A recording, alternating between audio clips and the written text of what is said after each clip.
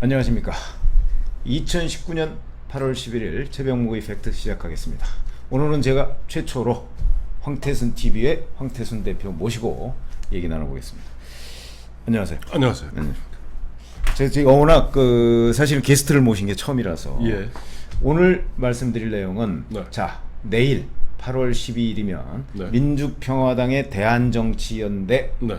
10명이 탈당을 합니다. 네. 그래서 이걸 보면 네. 이게 결국은 그 내년 4월 총선이 네. 이제 8개월 남았는데 네, 네. 이게 무슨 정치권 해처모여의 카운트다운이 된다, 신호탄이다, 우리가 이렇게 얘기할 수 있나요?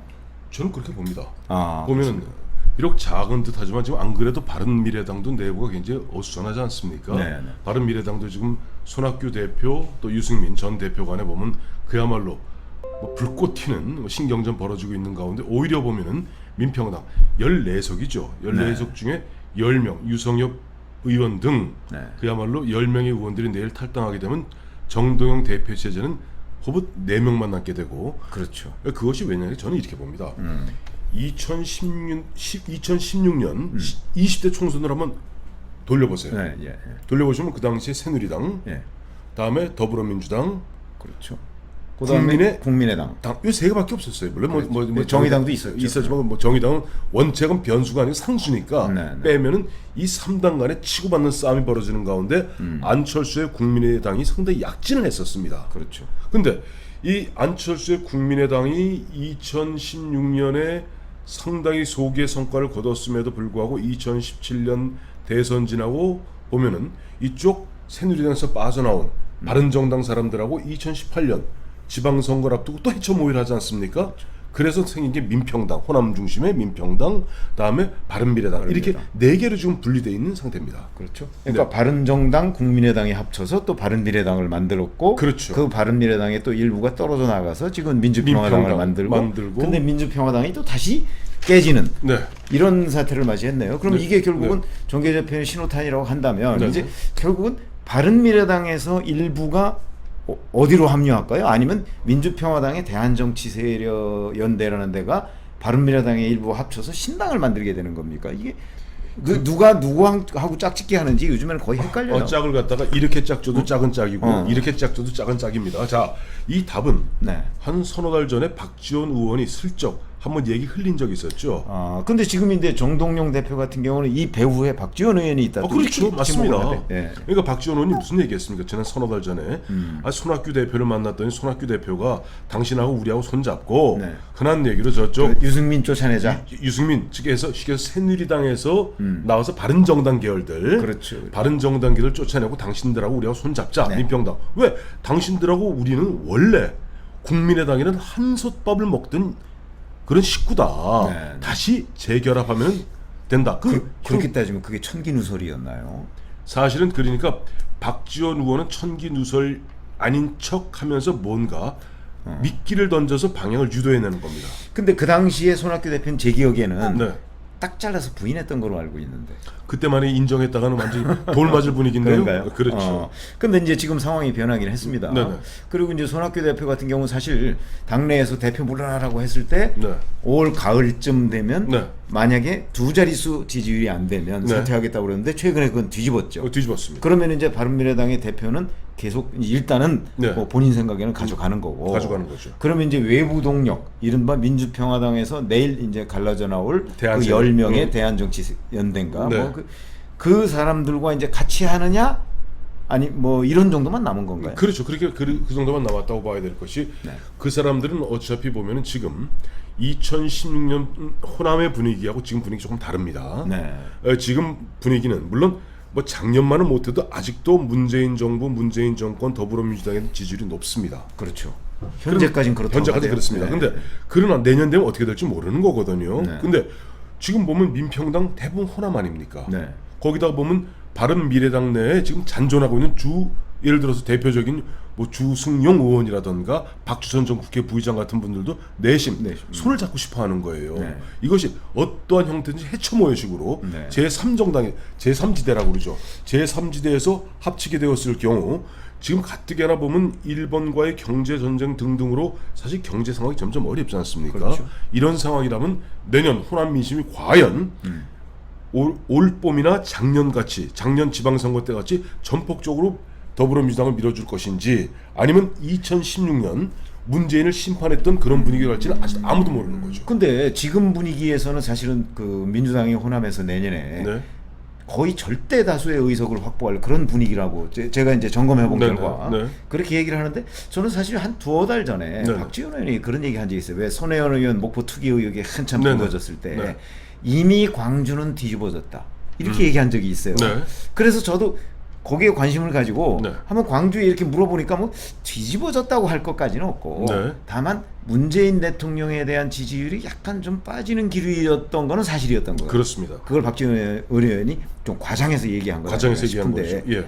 이런 추세가 계속 갈까요? 저는 간다고 보는 게 네. 첫째로 왜냐하면 이런 겁니다. 경제가 어려워져서. 경제입니다. 보면 실제 보면은 지역색으로서의 호남이라는 것을 빼고 나면은 네. 문재인 정부가 추진하는 소득 주도 성장 52시간제, 최저임금제 등등으로서 가장 피해를 많이 보는 그 중간 허리 계층이 호남이 가장 폭넓게 뭐랄까 산재되어 있습니다. 네. 때문에 호남에서는 아니 아무리 뭐 보면 일본하고 죽창 들고 싸우는 것도 좋고 뭐도 좋지만은 결국 내 배가 불러야지 지지하는 거 아니겠습니까? 그렇죠, 물론이죠. 그런 상태에서 잘 보세요. 최근에 보면은 얼마 전까지만 해도 임종석 비서실장이 청와대 비서실장으로 있었을 때 네, 네. 인사의 흐름과 네. 최근에 있었던 좀 달라졌죠. 달라졌죠. 이번 개각하고 잘 보시면 맞아. 그런 그 변화는 굉장히 중요한 중요한 포인트예요. 변화입니다. 그리고 네. 호남 사람들은 재빨리 알아차리고 있습니다. 그렇죠. 그런 상태에서 내년 2020년 4.15 총선 임박에서는 네. 실제 민심이 문재인 정부에 대해서 어떨 줄 모르는 것이고 어쨌든 현역 의원들은 나름대로 가장 지역에 정보가 가장 많은 사람들입니다. 이런 가능성은 없을까요? 지금 대한정치연대가 이제 10명이 탈당을 하는데 네. 그 중에 일부는 더불어민주당에서 눈독을 들이고 있다는 얘기가 있어요. 있겠죠. 그쪽으로 가는 사람 없을까요, 혹시? 그건 어떻게 생각해요? 근데 저는 없을 것 같은 느낌이 들긴 저도 하는데. 그렇게 그래요? 봐요. 왜냐하니까 이런 겁니다. 지금 보면 어쨌든 지금 현재 국민의당을 거쳐서 바른미래당과 이른바 파토가 나서 네. 지금 민평당에 와 있는 10명 의원들의 면면을 한번 보세요. 그럼 조금 어렵다. 그분들이 기본적으로 2016년, 2015년이죠. 당시 문재인 대표 체제에서 새정치민주연합이었습니다. 그 당시 네. 새정치민주연합 내에서 죽기 살기를 싸워서 결국 안철수를 갖다가 일단 상직으로 모시고 나왔던 사람들이에요.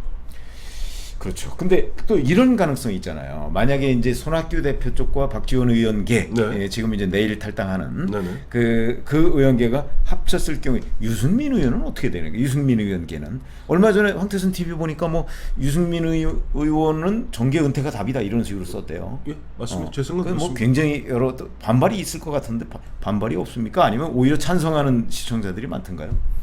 솔직히 황태순 TV 보는 사람들은 거의 찬성? 찬성이 많습니다. 그렇습니까? 사실은 뭐 그 유승민 의원을 강제로 은퇴시킬 방법은 없는데 없는데. 이제 유승민 의원계도 뭔가 살 길을 모색할 거란 말이죠.